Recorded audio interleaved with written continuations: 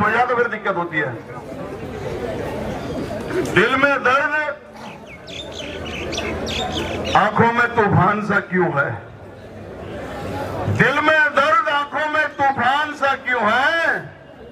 आज मेरी घाटी का ये शेर परेशान सा क्यों है?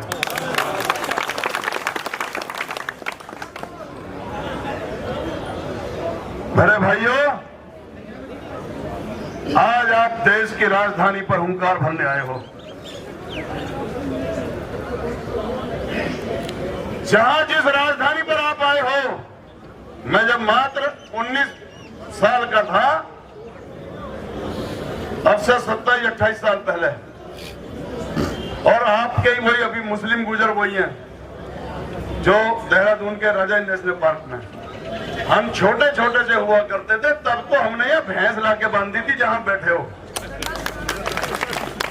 तो यहाँ ये डरने की जरूरत नहीं है कि कानून क्या करेगा, पुलिस क्या करेगी। यहाँ की जेल भी हमारे खेतों में है, यहाँ का राष्ट्रपति भवन भी तुम्हारे खेतों में है, यहाँ की जहां मुस्तकबिल लिखा जाता है हिंदुस्तान का, वो देश की पंचायत घर भी तुम्हारे खेतों में है।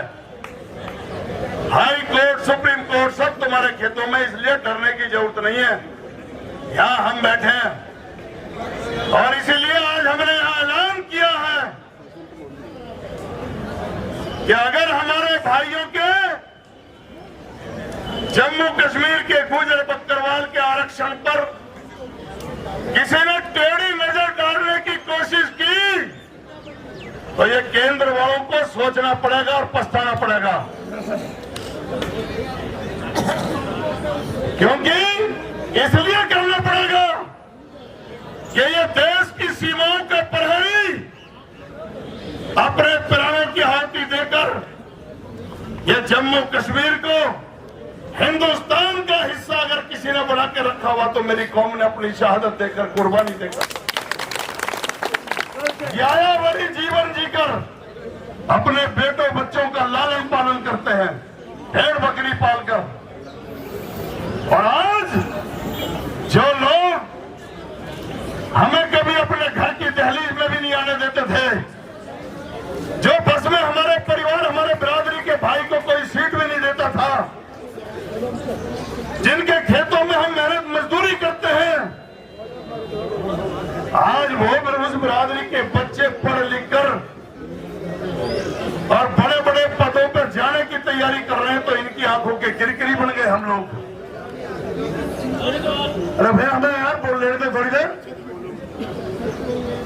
इन्हें रोक के जरा, इन्हें देखो उधर, देखो उधर सुनो।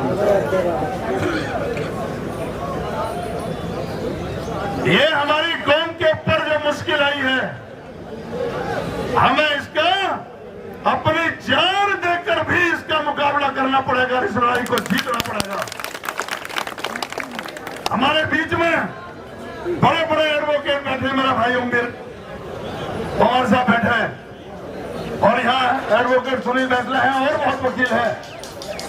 ये कानूनी लड़ाई लड़ेंगे आपकी। मैं सड़क की लड़ाई का मास्टर हूं,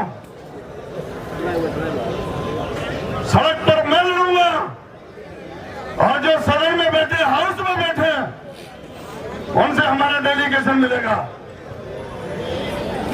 ये जो लोकसभा और राज्यसभा और विधानसभा में बैठे हैं, अगर आज इस मुश्किल हालात में हमारे साथ नहीं है, तो हम भी आकर उनके साथ नहीं होंगे। एक तो ये प्रस्ताव पास करो, मुश्किल कोई आन पड़े तो, मुश्किल कोई आन पड़े तो डर जाने से क्या होगा, और जीने की तरकीब निकालो, मर जाने से क्या होगा। और मेरे चिरागों आंख मिलाओ, सूरज बनकर बात करो। अब आंधी आती है तो आए, घबराने से क्या होगा। मुखिया गुजर, मुखिया गुजर। इसलिए हम आपके वहां नहीं पहुंचे थे, अब तक नहीं गए थे, लेकिन जब ये मालूम पड़ा 5 तरीके अखबारों में, मीडिया में, कि आज हमारी कौम के जम्मू कश्मीर की उस राष्ट्रभक्त गुर्जर बकरवाल कौम के गर्दन पर छुरा चलाने का काम और ये ऐलान ये करके आए गृह मंत्री, हमने अगले ही दिन ये पैगाम भेज दिया वीडियो जारी करके सोशल मीडिया पर कि चाहे कश्मीर से लेकर कन्याकुमारी तक का कोई भी गुर्जर है वो एक है।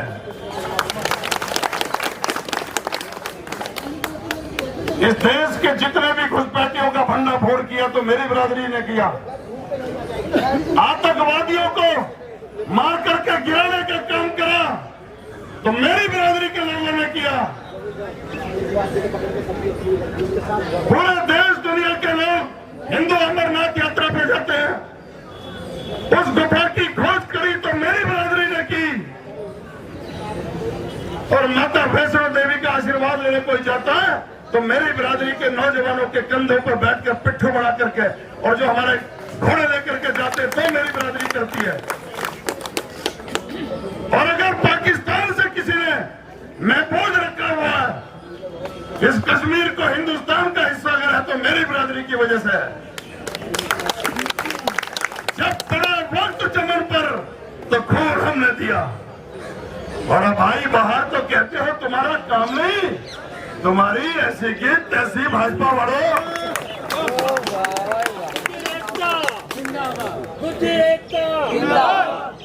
मैंने 16 बार जेल काट लिया, डरना मत ना, कई राज्यों में और खाली समाज की खातिर। तुम भी चिंता मत करना, कश्मीर में अगर कोई वहां हो जेल तो वहां भी देख के आऊंगा, कोई दिक्कत नहीं है। लेकिन तुम कभी बढ़ा हुआ कदम पीछे मत खींचना और एक निर्णय ले लो, इन नेताओं की कोड़ी बहाना बंद करो।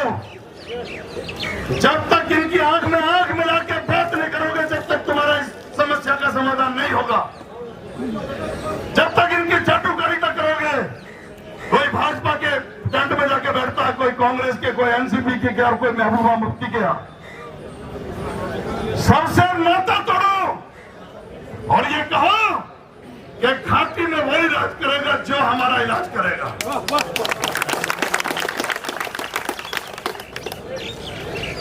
क्या जरूरत है तुम्हें कहीं किसी के यहां जाने की? तुम्हारा खुदा इस लोकतंत्र में संविधान है। मस्जिद में जो खुदा है, अल्लाह ताला जो है, अल्लाह पाक, वो उसकी नेमत से हम लोग सांस ले रहे हैं। लेकिन जो जीवन यापन जो गुजारा हम कर रहे हैं वो इस संविधान से कर रहे हैं। और संविधान ये कहता है, वकील साहब मैं जो बोल रहा हूं बताना अगर कहीं तकनीकी कोई गलत भाषा बोल रहा हूं। संविधान ये कहता है कि जो समाज और राष्ट्र की, जिसकी शैक्षणिक, जिसकी आर्थिक, जिसकी सामाजिक और जिसकी सांस्कृतिक, जिसकी राजनीतिक स्थिति बद से बदतर हो तो उसको समाज और राष्ट्र की मुख्य धारा से जोड़ने के लिए विशेष सुविधा देने की जरूरत है। और इस विशेष सुविधा का नाम आरक्षण है। और इस आरक्षण ने मंडल कमीशन की रिपोर्ट पर तत्कालीन प्रधानमंत्री चंद्रशेखर जी ने 1991 में हमें अनुसूचित जाति का दर्जा दिया था। और उसके बाद आज हमारे बच्चे कुछ पढ़ लिख करके कोई प्रोफेसर बन गया, कोई लेक्चरर बन गया, कोई डॉक्टर बन गया, कोई कलेक्टर बन गया, कोई आईएएस आईपीएस बन गया, तो आज इनसे देखा नहीं जा रहा, बर्दाश्त नहीं हो रहा। तो एक नई नया सिंह ऊपर छेड़ दिया 4 अक्टूबर 2022 को कि हम गुर्जरों को तो छेड़ेंगे नहीं, लेकिन बाकी के तमाम पहाड़ी बिरादरियों को एसटी का आरक्षण देंगे। अरे भाई ये कौन सा तरीका है? तुम हमें तो छेड़ोगे नहीं और एसटी का आरक्षण दे दोगे। उसमें पंडित जी ये नियम है कि एसटी की आरक्षण जो जिसको मिलता है उसकी जनसंख्या के हिसाब से मिलता है। वकील साहब